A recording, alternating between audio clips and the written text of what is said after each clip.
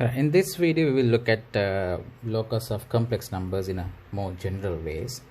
In a general way, it could be given as this will result in a circle, as you would know in the class, or maybe in a different video.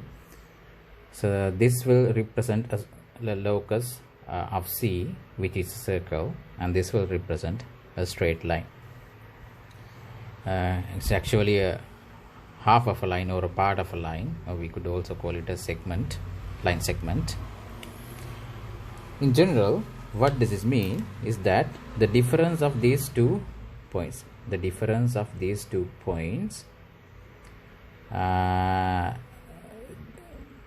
me put it this way: the modulus of the difference of these 2 points is always constant, which means the length between Z point and Z naught point is always a constant. This means the argument of the difference of two complex numbers is always constant, right? Argument of the two complex numbers, the difference of two complex numbers is always a constant. First, we'll look at this one. The first thing you have to do is you have to locate Z naught.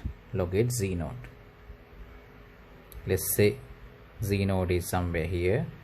Let me take this out. I am real. Now, the locus of C. You have to find the locus of C.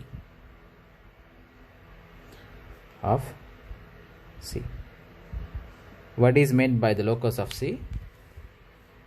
The locus of C represents all the complex numbers, all the Z complex numbers, which will satisfy this equation. So in this complex plane, you have infinite complex numbers, but you cannot select them all. The only numbers that you can select is that when you select that point, the difference of these 2 points is equal to R.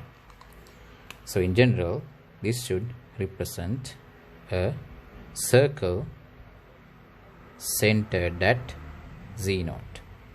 This would represent a circle centered at Z naught with the radius R. Now this is the locus of C, which means C could be any of these values which fall upon this circle. Okay, right.